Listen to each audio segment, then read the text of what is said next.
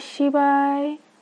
सच्चे मन से बोलिए भगवान भोलेनाथ की जय, माता पार्वती की जय। आज सोमवार का दिन है और सोमवार के दिन जो भक्त सच्चे मन से सोमवार की कथा सुनते और दूसरों को सुनाते हैं, भगवान भोलेनाथ उनकी सारी मनोकामनाओं को पूर्ण करते हैं। उनके घर कभी दुख विपदा नहीं आती है।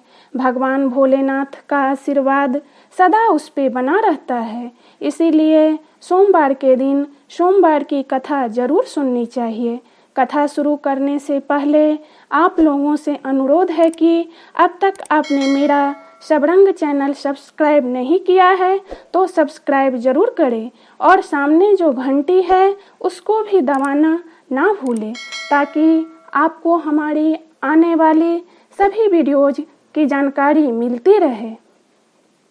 भक्तों, कथा को सच्चे मन से पूरा जरूर सुनें और कमेंट बॉक्स में जय भोलेनाथ जरूर लिखें और वीडियो को शेयर करना ना भूलें।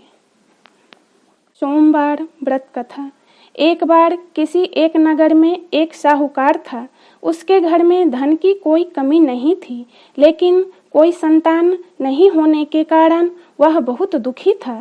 संतान प्राप्ति के लिए वह हर सोमवार को व्रत रखता था और पूरी श्रद्धा के साथ शिव मंदिर जाकर भगवान शिव और माता पार्वती की पूजा करता था।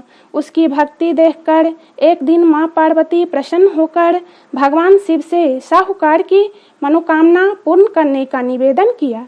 पार्वती जी के आग्रह पर भगवान शिव ने कहा कि हे पार्वती, इस संसार में हर प्राणी को उसके कर्मों का फल मिलता है और जिसके भाग्य में जो है सो उसे भोगना ही पड़ता है। लेकिन पार्वती जी ने साहूकार की भक्ति देखकर उसकी मनोकामना पूर्ण करने की इच्छा व्यक्त की। माता पार्वती के आग्रह पर शिव जी ने साहूकार को पुत्र प्राप्ति का वरदान तो दे दिया, लेकिन उन्होंने बताया कि यह बालक 12 वर्ष तक ही जीवित रहेगा। माता पार्वती और भगवान शिव की बातचीत को साहूकार सुन रहा था, इसीलिए उसे ना तो इस बात की खुशी थी और ना ही दुख। वह पहले की भांति शिव जी की पूजा करता रहा।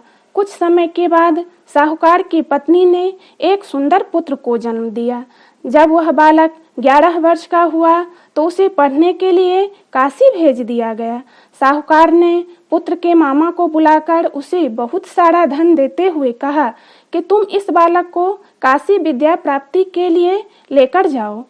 तुम लोग रास्ते में यज्ञ कराते जाना और ब्राह्मणों को भोजन दक्षिणा देते हुए जाना। दोनों मामा भांजे इसी तरह यज्ञ कराते और ब्राह्मणों को दान दक्षिणा देते काशी नगरी निकल पड़े।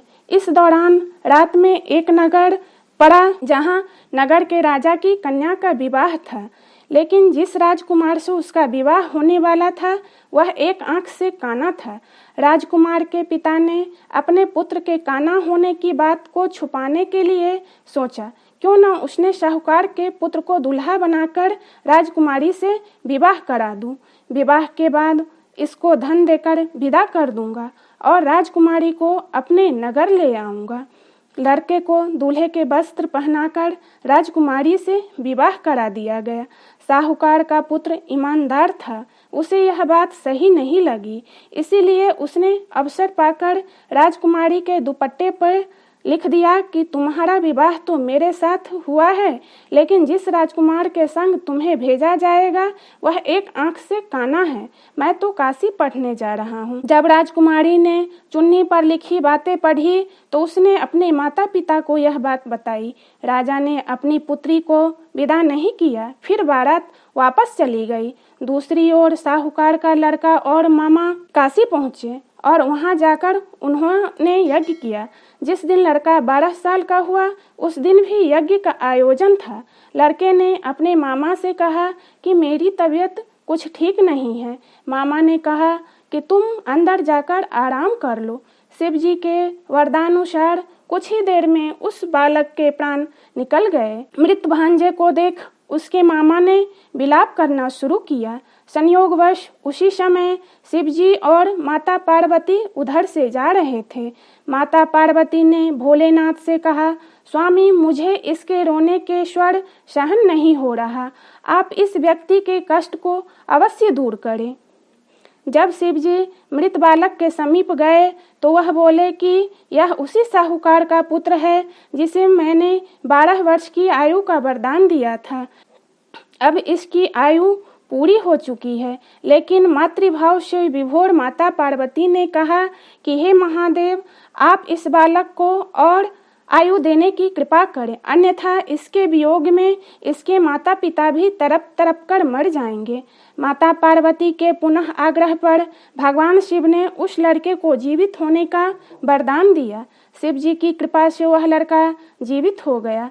शिक्षा पूरी करके लड़का मामा के साथ अपने नगर की ओर वापस चल दिया।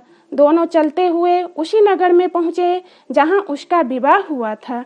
उस नगर में भी उन्होंने यज्ञ का आयोजन किया। उस लड़के के ससुर ने उसे पहचान लिया और महल में ले जाकर उसकी खातिरदारी की और अपनी पुत्री को विदा किया। इधर साहूकार और उसकी पत्नी भूखे प्यासे रहकर बेटे की प्रतीक्षा कर रहे थे। उन्होंने प्रण कर रखा था कि यदि उन्हें अपने बेटे की मृत्यु का समाचार मिला तो वह भी प्राण त्याग देंगे, परंतु अपने बेटे के जीवित होने का समाचार पाकर वह बेहद प्रसन्न हुए। उसी रात भगवान शिव ने साहूकार के सपने में आकर कहा, हे श्रेष्ठी, मैंने तेरे सोमवार के व्रत करने और व्रत कथा सुनने से प्रसन्न होकर तेरे पुत्र को लंबी आयु प्रदान की है। इसी प्रकार जो कोई व्यक्ति सोमवार को व्रत करता है या कथा सुनता है और पढ़ता है और दूसरे को सुनाता है, उसके सभी दुख दूर होते हैं और सभी मनोकामनाएं पूर्ण होती है। बोलो भगवान शंकर की जय। आरती श्री शिव जी की। ओम जय शिव ओमकारा, प्रभु जय शिव ओमकारा, ब्रह्मा विष्णु सदा शिव, ब्रह्मा विष्णु सदा शिव, अर्धांगिनी धारा। ओम जय शिव ओमकारा, एकानन चतुरानन पंचानन राजे, भोले पंचानन राजे, हंसानन गरुड़ासन, हंसानन गरुड़ासन, वृषवाहन साजे। ओम जय शिव ओमकारा, दो भुज चार चतुर्भुज, 10 भुज अति सोहे, भोले 10 भुज अति सोहे, तीनों रूप निरखते, तीनों रूप निरखते, त्रिभुवन जन मोहे। ओम जय शिव ओमकारा, अक्षमाला वनमाला, मुंडी माला धारी, भोले मुंडी माला धारी, चंदन मृग मद सोहे, चंदन मृग मद सोहे, भाले शशिधारी। ओम जय शिव ओमकारा, श्वेतांबर पीतांबर, बाघंबर अंगे, भोले बाघंबर अंगे, सनकादिक गरुड़ादिक, सनकादिक गरुड़ादिक, भूतादिक संगे।